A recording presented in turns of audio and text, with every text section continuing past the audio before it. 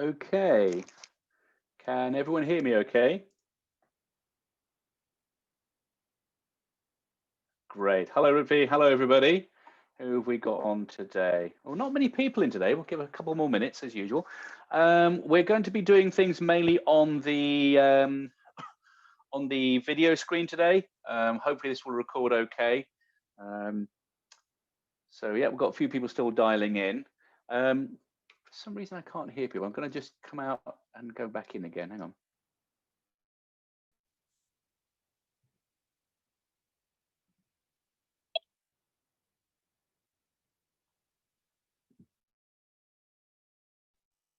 Yeah, seems to be okay. Can you still hear me okay, everybody?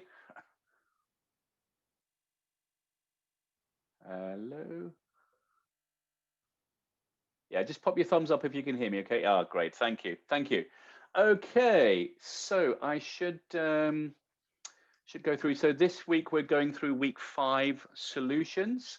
I'm going to, of course, put things on the. Oh yes, the recordings for the synchronous sessions. So the this recordings for the synchronous sessions should be in the folders that go with the each of the week's work. Unfortunately, I had a problem with the first 3 weeks in that the wrong video screens were being recorded, so they're not really of much use. Now, I do apologize for that. Week 4 has been recorded fine. Now, to take account of that, I put up all the lectures from last year.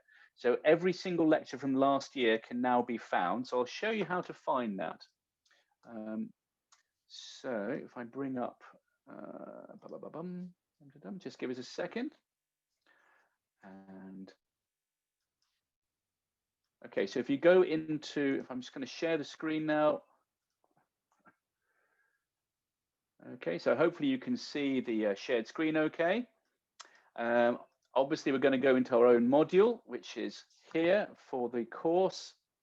And obviously, you can see that there is a link for all of the, why does that not come up there? Ah, yeah, I need to just click on it. That comes up today. So yeah, so if we go to the YouTube playlist for the module, I think that all of you should have access to YouTube. As far as I'm aware, I've not had anyone saying that they can't access it. Please email me if you can't access the YouTube videos, because the playlist is in a decent order on there. And if you look, I've also put in a few other videos that I think are useful for the course, which of course I've not made, but I think I've tried to put them in at the right point to be interesting to watch as you're going through. So all the videos for the course, which have been released so far, are available on the website. So I'm just scrolling down, and for this week, we're going up to video number 21, and that will conclude section 3 of the course. And if you go down to the bottom, you can see I've made available all of the lectures for last year. Okay, so lectures 1 to 19, there were 19 lectures last year. And if I recall correctly, the section we're in at the moment is around about lecture 10 or 11. And lectures 10 and 11, I think, go through the material that we've been covering in weeks 4 and 5. But have a scroll through. If you can't find the kind of material that you're hoping for, then do let me know. But I think all the example material that we were discussing in the first few weeks are discussed in these first few lectures as you go down from lectures 1 to 6. Okay, so anything that wasn't clear is covered explicitly in those videos. Okay. Also, of course, the answer sheets for the answer sheets for the first 3 pieces of weekly work, of course, are already online. And as well as that, you've got the example sheets and examples classes. So hopefully that gives you a number of different ways to get hold of the material, which will help you understand the course. Now, again, please ask any questions as we go through. Just trying to see if I can find my, oh yes, where's the chat gone? Oh, there's the chat window. Yep, bring that up. Okay, so so if you're looking for the week 4 material, I'll just scroll down. Of course, it's under the week 4 work. So I'll just show you that here, week 4 work. Okay, obviously you can find that yourselves, but if you scroll down to the bottom, the video material is at the bottom, week 4 teaching. Okay, so that should be there for you to watch if you haven't been able to get to the sessions.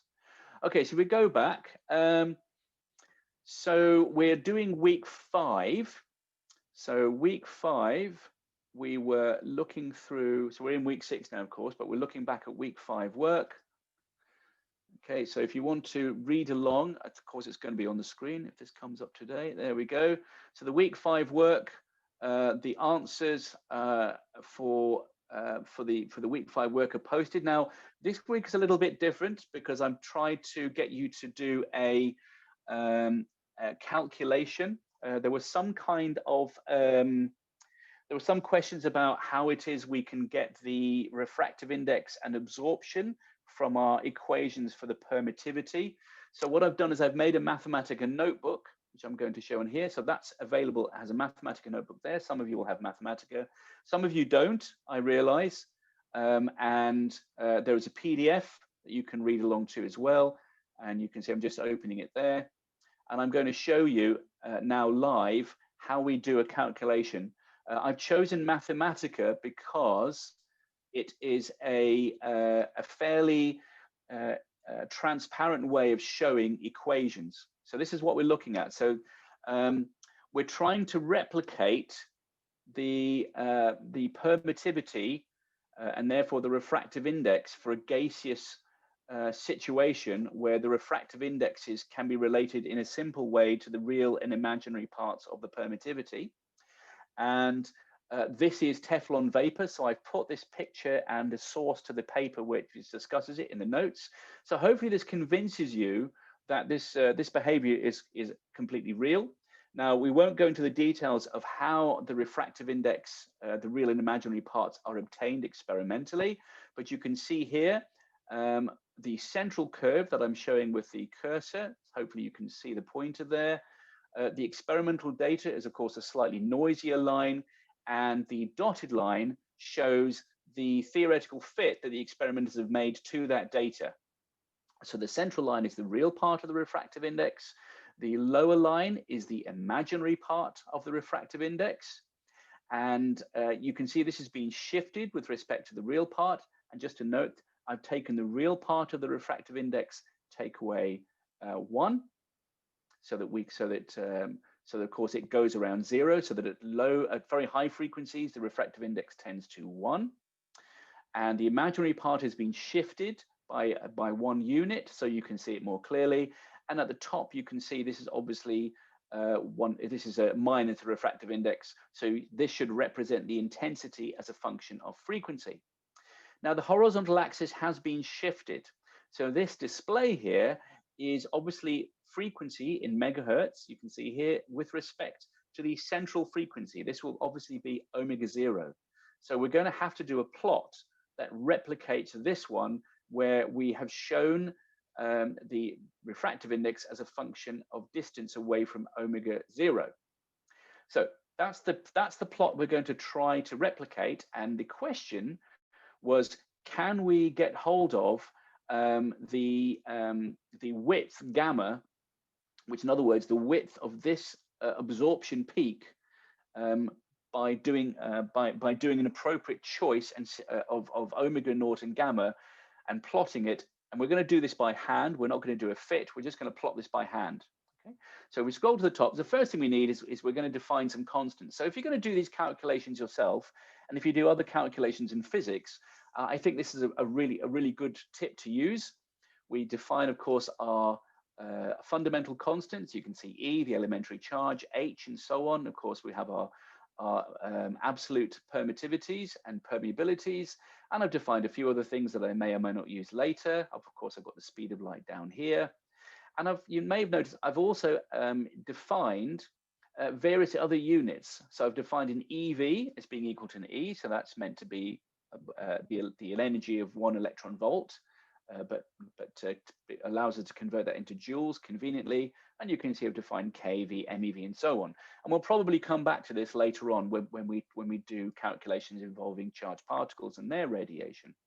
I've also defined define some convenient units so that I can type in ns and it will turn a time into nanoseconds by multiplying it by 10 to the minus 9. So most of this is done in SI units, apart from things like the EVs that you see here. So we have to be a little bit careful about how we use these units when we're entering in our numbers. Now, I put in my dispersion relation. So this is a function in Mathematica. So you can see it takes 4 arguments. It takes the frequency, the relative permittivity, and the relative permeability, and the conductivity. So this is just the equation from our notes, where I have, of course, put in as fixed values the absolute values of the permittivity and permeability of free space.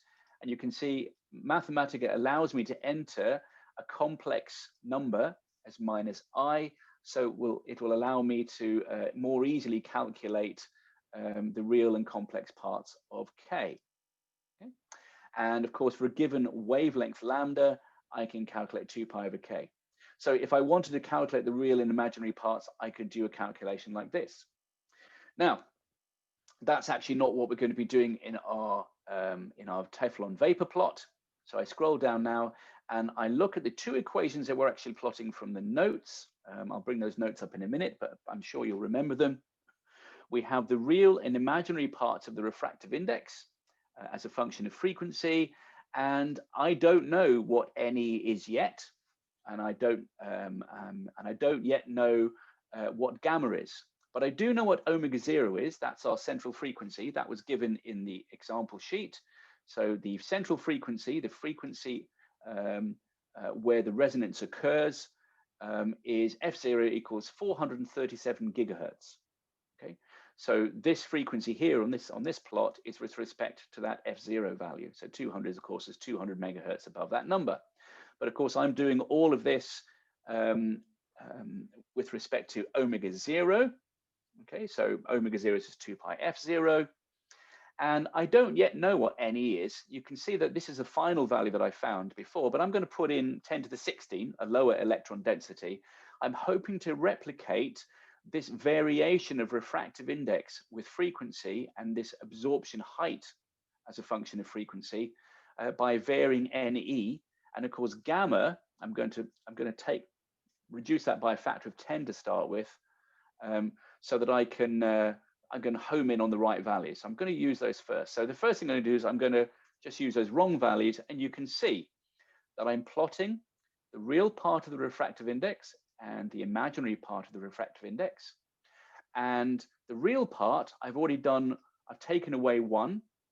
So I just have this real component here. Okay, so I'm plotting on the numerator omega minus omega 0, and at the bottom omega minus omega 0 squared. Okay, so that's the real part. And the imaginary part, of course, has got gamma in the numerator rather than omega minus omega 0. And then, of course, I have this prefactor, which tells me how big both of those terms are. Now, what am I plotting out here on the in this plot?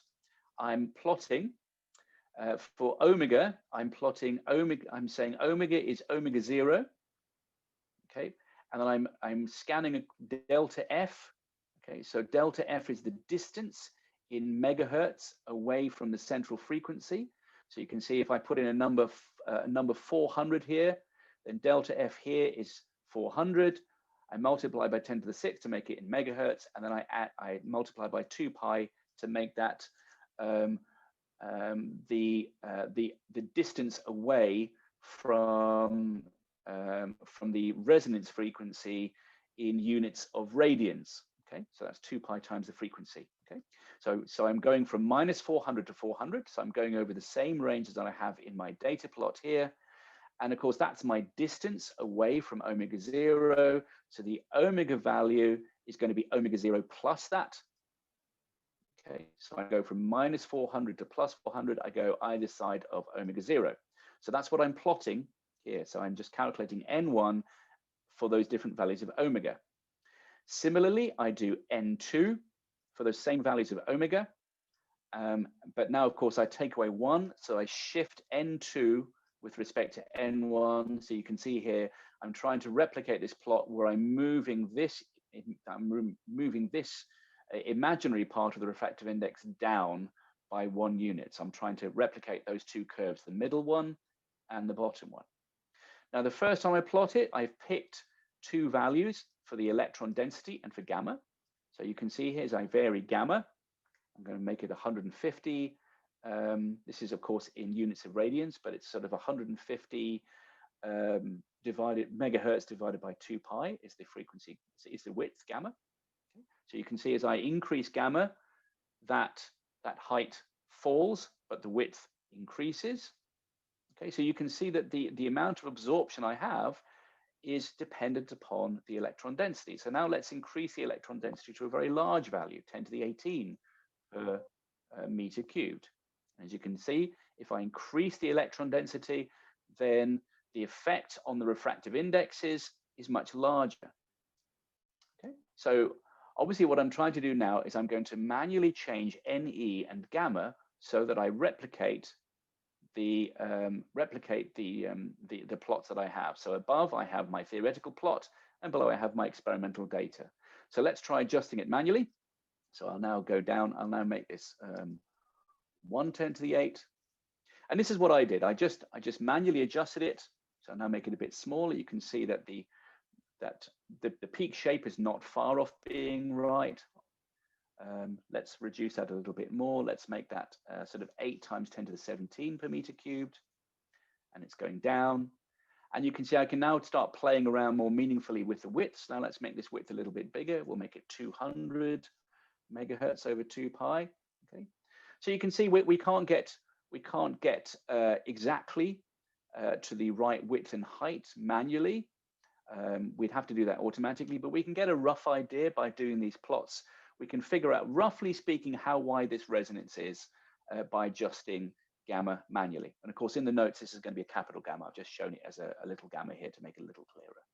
So again, I try to match the width by eye. This width is not far off that one. It looks a little bit wider. So let's make that a little bit narrower. So my final answer is something like 150 megahertz over 2 pi.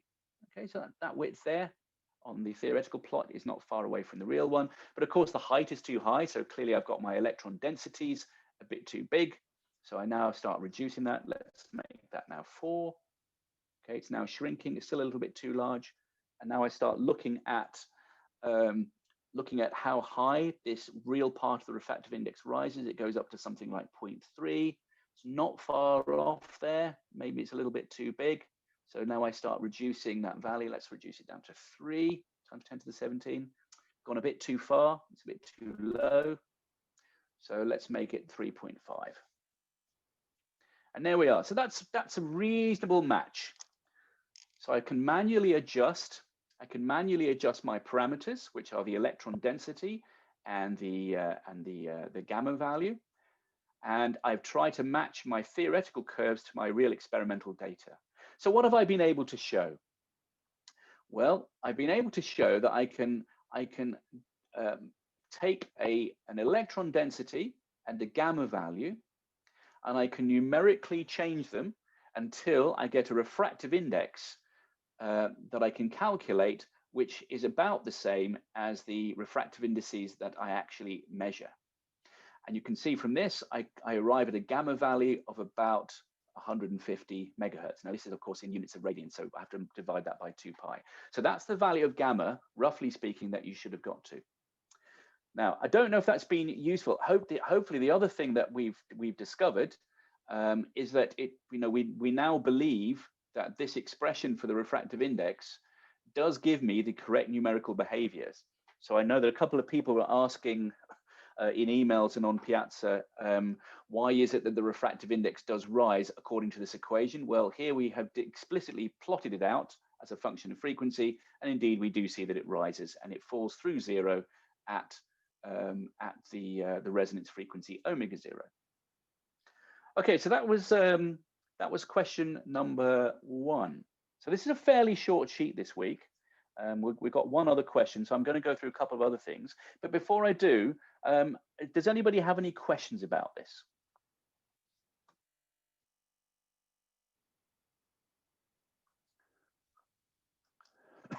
I don't usually get many questions on these sessions, but it'd be great if somebody did have them.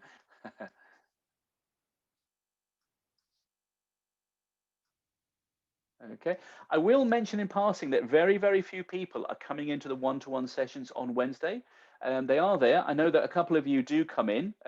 You know who you are. But please do feel free to come in. If you're not confident in asking questions here, do come in and ask questions in the one-to-one session. You're free to chat to me for an hour about anything to do with this subject, indeed of any other subjects, really. Right. Oh, what does the damping physically mean? This is a great question. Okay, now, in a dielectric, okay, this is a great question. In a dielectric, we can see that this damping value gamma is, find my cursor. Okay, well, so we're looking at the damping value gamma. That damping value can be physically interpreted to be a braking force on the electrons. So physically, we can imagine that as being a braking force, a force acting on the electrons to slow down their oscillation if those oscillations have been excited by an externally experienced electromagnetic wave. So clearly there is a braking force which being acted upon those electrons. Now, how does that act? Well, we can think of that in a variety of ways. You can think of it in terms of collisions. You can think of it in terms of an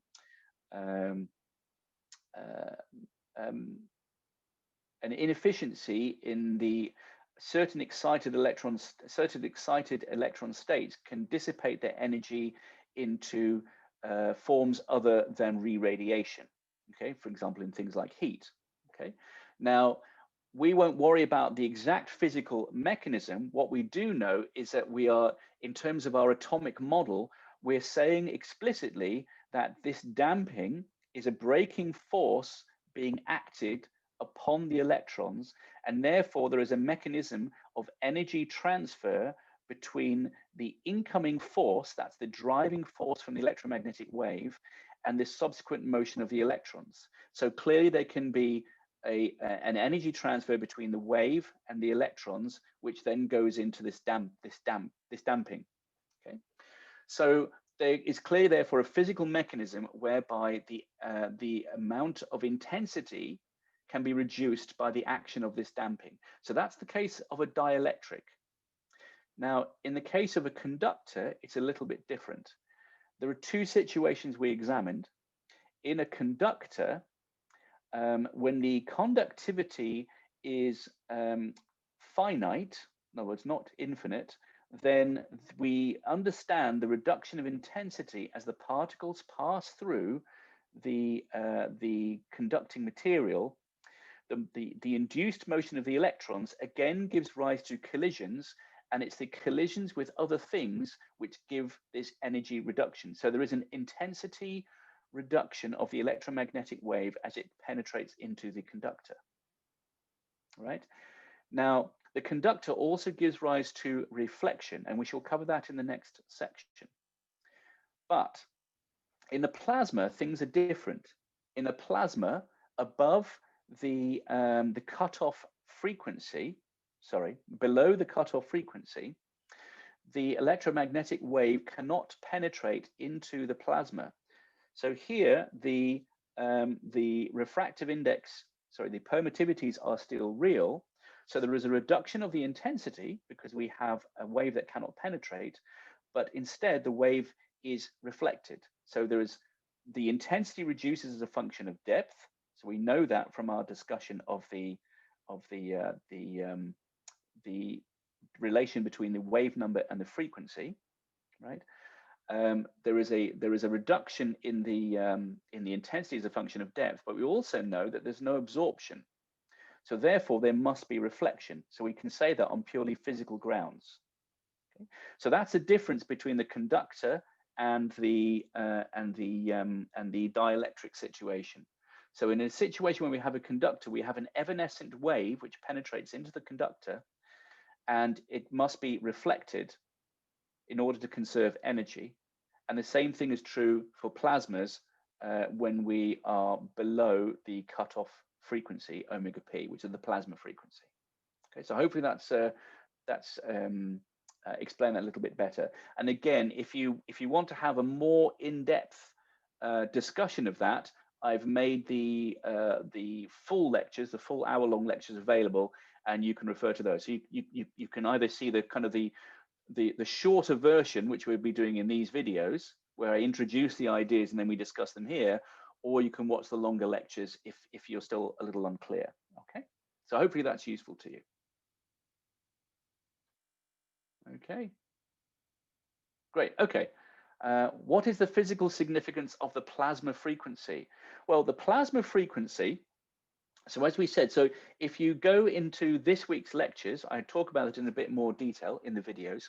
The basic idea of the plasma frequency is that when an electromagnetic wave, tell you what I'll do is I'll just to make sure that this video records completely and then I can export it all in one go. I'll discuss that a little bit later after we've done question 2. So I want to make sure that the questions are correctly recorded. So what I'll do is I'll go through question 2 and I'll come back to the plasma frequency at the end, if that's all right. So question 2, this is week 5, question 2, was basically figure out the properties of a bus bar that will carry 5,000 amps. So let's look at what a bus bar is. So I'm going to put these in the notes. So here is a picture of some bus bars. So I brought up 2 pictures. I'll just bring up the other one. So what is a bus bar? A bus bar is basically a large piece of metal. So it's akin to a wire, an ordinary domestic wire. But the difference here is we're trying to carry a very, very large amount of current. So we will have to start worrying about the effect of this alternating current. So UK alternating current, which comes through our plug sockets, goes at 50 hertz, and it has a typical voltage of 230 volts on average, depending on how close you are to the power station. And all those different houses, they're fed from distribution locations. Okay, such as our what do they call them? Those transformer units, which are at in each district within some kind of locality, like a town. And those substations carry a great deal of current, and of course that current is also going at 50 hertz either side of the transformers. And a typical amount of current might be a few thousand amps. And we now, because we have such large amounts of current, we can't put in any amount, any amount we like. These cables are going to heat up. There will be some effect depending on their shape, on how much they heat up, and they're normally rated to some kind of maximum current density for every square millimeter of copper. So the transverse dimension, we have a width and we have a thickness. We want to figure out what the shape of that. And you can see these are typically rectangular shaped. So hopefully when you saw this question, you type the word bus bar into Google and got some pictures like this. That's a good way to start understanding. So obviously the current is flowing up to down, okay, in these cables. And the shape we're working out is the shape of that rectangle. Of course, the first question is, why is it a rectangle? Well, we could, in principle, make them in the shape of tubes. Imagine like a piece of copper pipe. And of course, the reason why we don't make them in the shape of a copper pipe is it's more expensive than just buying big strips of copper.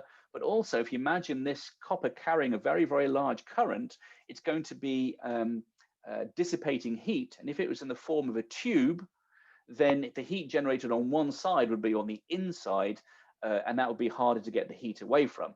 So it makes sense to have the heat generating surfaces all sort of facing outwards. So we imagine a solid lump of copper, and now we wonder, why is it a rectangle rather than, say, a square when you cut it in half? Why is it a rectangle? Well, of course, the answer is the skin depth. Now, in the examples that we went through on the videos and also in the notes, we were able to work out that for a typical copper conductivity at 50 hertz, the skin depth was around about 9 millimeters. So this is our equation on the left here under question 2 for the skin depth. So you see the skin depth as the frequency omega rises above 50 hertz, when the skin depth will fall. But at 50 hertz, with our values for the permeability and the conductivity, which I think was something like 6 × 10⁷, per amp per square meter. You have a skin depth here of 9 millimeters. So that's the first thing you want to calculate. So a skin depth of 9 millimeters, here's our cross section below. So you have a rectangle, a piece of copper, which is the same as what we have on the right here. So we imagine what's going on. The current is flowing into the page, as it were, here. And let's choose a height to start with. Well, I'm going to choose a height of 10 millimeters, which is something close to our 9 millimeter skin depth. So I imagine what will happen to the current as it's trying to flow down this cable. Okay, so this is a cross section through the cable, and if it was a DC current, then the current could penetrate all the way to the center of the conductor, no problem. But because it's AC, our skin depth means the current only penetrates to a typical distance 9 millimeters into the conductor. So I'm going to ignore the end effects. I'm just sort of thinking of it penetrating from the wide side into the center. So I imagine how much reduction in the current am I going to get? If I have a certain amount of current on the surface, how much current do I get halfway through the thickness of that conductor? So let's roughly work this out. So this is an approximate calculation. So the amount of current, the proportion of current that I can have in the middle compared to the surface is something like e to the minus 5 over delta. So 5 millimeters I've gone in, and delta is a skin depth. Well, minus 5 over 9, e to the minus 5 over 9 is something like half. So if I have a certain amount of current at the surface, I'm going to get something like half that current in the middle, which means on average between the outer surface and the center, I can get something like 75% of current on average. Yeah, if I go from 100 to 50, the average current in this side of the material is something like 3/4 of what I have on the surface, right? So if I have a maximum current density of 10 amps per square millimeter on the surface, and that was our rating. Okay, the rating that was given was you can have about 10 amps per square millimeter flowing through this copper before something goes wrong. And what's likely to go wrong? Well, you're going to get dissipation and you're going to get heating, and that heating will cause an unacceptable temperature rise. So we'll say that the manufacturer said, well, for this conductivity, you're going to get something like 10 amps per square millimeter. So that's 10 amps per square millimeter on the outer surface. And that means on average on the inside, I can probably get away with having about 7.5 amps per square millimeter.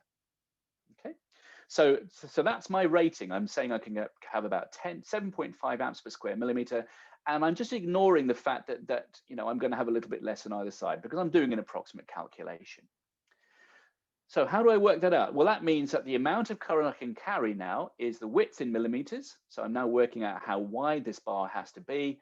So it's width times height times 7.5. That means the width is about 67 millimeters. So if my rated current carrying capacity of my cable, of my bus bar, is about 10 amps per square millimeter, and I want to carry 5,000 amps, I need to make it 70 millimeters wide. So that's my proposed size.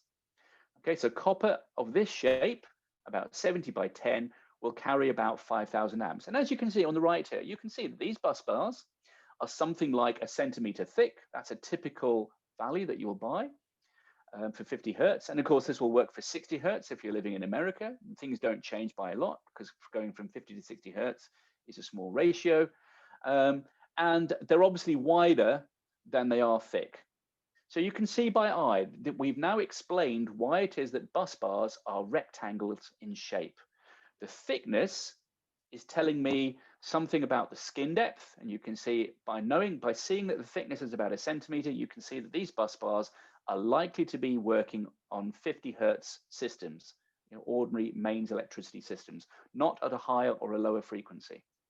And the width tells me that this is of the order of 1,000 amps current carrying capacity.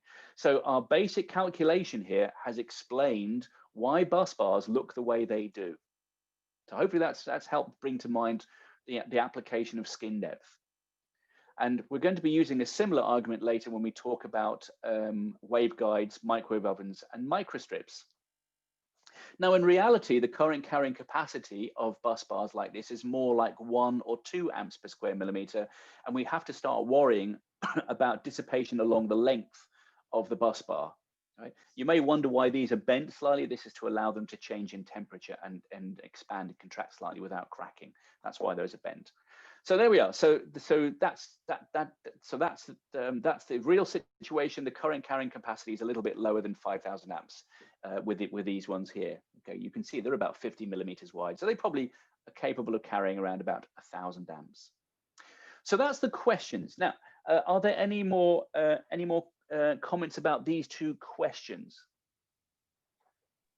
Excuse me, can I ask a question about question 2? Sure. Yeah. Okay, everything is clear, but I tried to plug the numbers in for the skin depth, and yes, actually I obtained a skin depth of 2.34 centimeters. Have you used omega? Have you used frequency instead of omega? Yeah. Oh yeah, yeah. So those factors of 6. So when you take the square root of 2 pi, that's usually about a factor of 2 and a bit, and that's usually a way of spotting. Okay, so yeah, we have to keep track of omega versus f, and you just have to get used to that. Okay. Okay, my mistake. Thank you. No trouble. Okay. Maybe we should look at the notes now, and I'll come back to the. No, actually, before we come back to that, let me just show you a visualization which I have been meaning to show you for a bit, which is the just to finish off talking about the Hertzian dipole, because we're finishing off sections 1, 2, and 3, and in about a week or so, we're going to go on to talking about scattering of radiation. And I wanted to bring your attention to in the week 3 material, there was an animation of the Hertzian dipole, and I just wanted to show you that live so we could talk through how it works. So this is from University of Munich, and you can see a few of these demonstrations online. They were quite hard to draw out, as it turns out. But what we're looking at here is not a single charge moving up and down and its radiation pattern. So that was the Purcell drawing that we did in the notes. This is the Hertzian dipole. And I just want to talk you through the physical meaning or the physical interpretation of what's going on. So as you can see, what's being shown here, and you can see there's an inversion going on. Every so often you're seeing that the pluses and minuses above and below are swapping.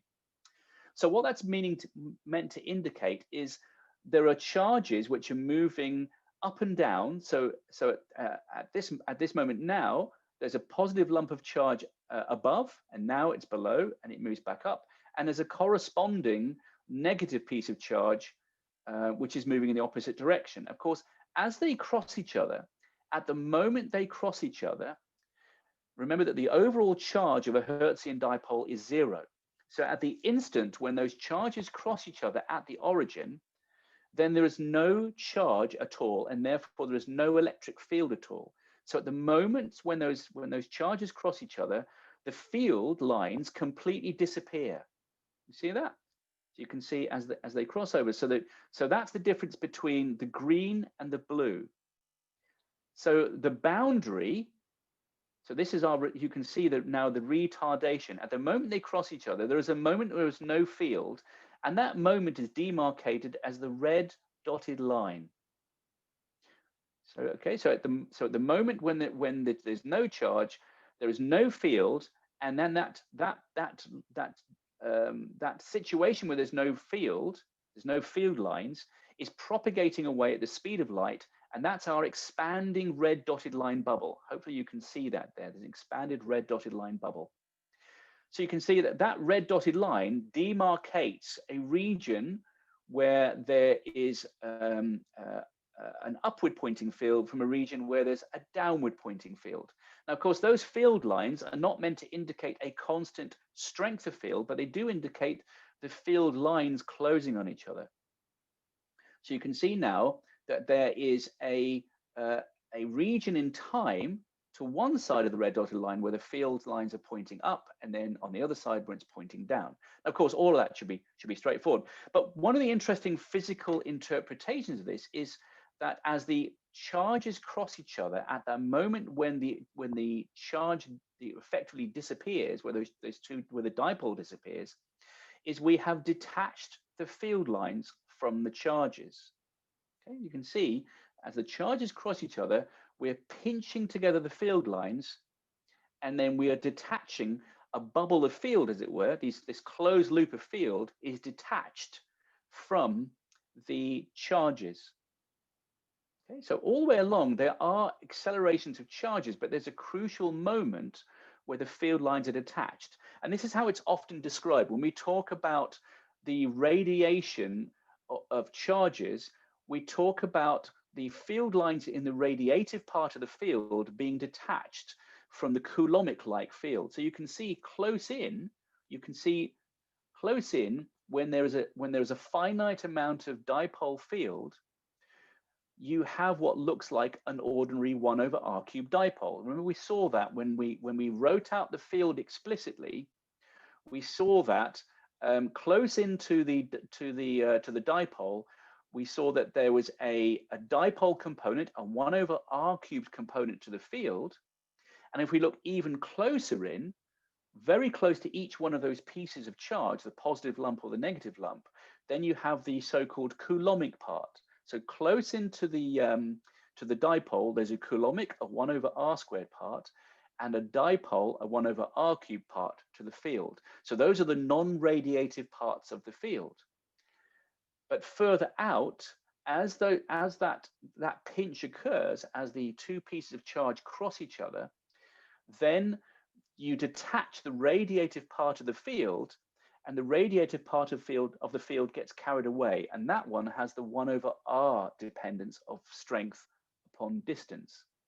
And that's crucial. That 1 over r dependence is very important because it's the reason why radio transmitters work.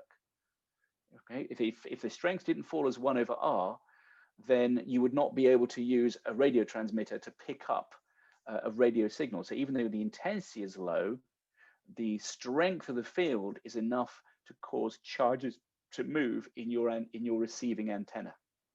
So I just wanted to point that out. Now, let's bring up the plasma frequency part. So that's the physical significance of the plasma frequency. So I'll get rid of that now. I'll bring up the notes, if I may. So bring up the notes. Let's say window. Yeah, here are the notes. Bring those up if I can bring them up. Oh, here they are. Okay. So let's look back at the plasma frequency. So the physical significance of the plasma frequency, let's answer that in 2 stages. So the first way to answer it is the plasma frequency is the natural frequency with which electrons move with respect to a plasma that they lie within. So remember, our description of a plasma is it is on average neutral, but locally we can imagine a small piece of charge, a negative charge, in this case an electron, moving with respect to this neutral background. But when the electron moves, there must be a restoring force, and in our derivation for the plasma frequency, we saw that the restoring force must be proportional to the electron density of the plasma. That's the counterintuitive bit. But there is a natural frequency for the oscillations of electrons. So it's proportional to the square root of the electron density. I know sometimes I hand-wavingly say it's proportional to the electron density, but of course you can see here that the plasma frequency is proportional to the square root of the electron density. Now that's the first statement. Now the other part is to talk about the penetration of electromagnetic waves into a plasma. So our dispersion relation for a plasma is based on the idea of what happens when there is this change in position related to the uncertainty principle. No, it's not. No, this is a purely classical statement. So that's an equation, question in the chat. This is the change in position. Yeah, that delta x is meant to indicate a movement of the electron with respect to its background. There's no quantum mechanics at all in this calculation. Okay, so it's meant to talk about the motion of a layer. So I'll go back to equation, where is it? Equation 3113. Delta x here is meant to indicate a motion of a layer of charge. Oh yeah, I should mention that we do this derivation, and this is the standard way it's done. We think about a layer of charge moving with respect to where it used to be, and when a layer of charge moves, then where it used to be becomes charged, positively charged, and therefore there's a restoring force. So this is a sort of a Gedanken experiment, you might say. We imagine a layer of charge. In reality, of course, plasma oscillations, they don't occur in layers. Any individual electron which is displaced will move with a frequency which is equal to the plasma frequency. The derivation just tells us that regardless of the direction or how many electrons are moved, the plasma frequency is always the same. So all the electrons in the plasma will move at the plasma frequency. So if they are moved, for example, under the action of an external electric field, such as an electromagnetic wave, which is trying to penetrate through the plasma, then the electrons will respond, and they will try to respond at the plasma frequency if they can. They will try to resonate at that plasma frequency. And that's key to understanding how they respond in the case of a high frequency electromagnetic wave trying to penetrate. So let's look at that when we think about the dispersion relation for high frequency waves. Now, this is different from low frequencies. At low frequencies, you should think of it as for a short amount of time, the electromagnetic wave will apply an electric field in one direction that will start to move those electrons in the plasma, and they will move far enough and for long enough that they're going to collide with something. They're going to collide with some ions, for example, if it's a gaseous plasma. However, if it's a high frequency wave, then the electrons will start to move, and then as they're moving, the electric field in the wave is now starting to change sign, and they will start to be accelerated backwards. So they will never have enough time to collide with anything. However, they are still moving. And when we look at our dispersion relation, we will find that the permittivity depends upon how much the electrons are responding. And it's natural to see, isn't it, that if the electrons have a natural oscillating frequency, then if I apply a driving force, the electromagnetic wave electric field, if I apply it to the plasma, then the plasma electrons will resonate if they see a frequency which is equal to the plasma frequency. And this is what the dispersion relation is telling us. You can see here, let's look at the dispersion relation. Let's look at it on this figure 314 in front of us. You can see that when the driving frequency omega is equal to the plasma frequency, you can see that the wave number falls to 0. And that means that the wavelength becomes infinite. So what's happening there? That means that when the driving frequency is equal to the plasma frequency, the plasma starts to respond, it will resonate, and the whole plasma will move up and down at the plasma frequency. Now, because it does, now that's at just exactly the plasma frequency. When you try to drive the plasma at a frequency below the plasma frequency, then the plasma will sort of soak up that electric field variation, and it will sort of push it back. That's one way to think about it. So let's look at figure 315. So well above the plasma frequency, out here at very, very high frequencies, then the electromagnetic wave is oscillating at such a high frequency that the electrons hardly move at all. And because of that, the electromagnetic wave doesn't really see the electrons. Okay, the electrons don't really move very much, so the plasma looks a bit like a vacuum. And therefore, the wavelength of the electromagnetic wave is not really disturbed by the fact that there's a plasma there.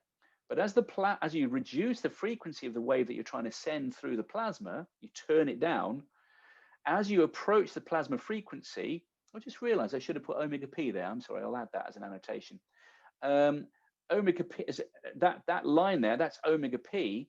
As you approach that, the whole plasma starts to resonate, and the wavelength becomes infinite. And below that frequency, nothing gets transmitted at all, which is why what I'm trying to show in figure 316, where I'm trying to show that when the frequency is high, and here where the wavelength is low, you start to get, sorry, when the wavelength is long and when the frequency therefore is low, that's up this way, you can see radio waves, so low frequency, I get reflection. And when I reduce the wavelength, when I have higher frequencies, I get transmission, which is down here. Now, as once you have transmission, of course, you'll also start getting scattering as well, and we'll talk about that in section 4. So hopefully that's answered about the significance of the plasma frequency. Hopefully that's okay. What we are going to do in section 4 at the end is we'll talk about scattering. And for this week, if you have a watch of the videos about the plasma frequency and its properties, that will do a recap of what we just talked about here. Okay, so I think we've run out of time. It's about 2:50. If you have any more questions or you want to go into this in any more detail, please come in on Wednesday morning, and otherwise I shall see you next week. And next week we'll go through some of these ideas and try to integrate them. Next week we're going to do like a kind of a pulling together lecture, or a pulling together session, where I'll just scribble a few things and we'll start to talk about relativistic effects, which we'll cover more in sections 5 and 6. Okay, so see you all later. Cheers all.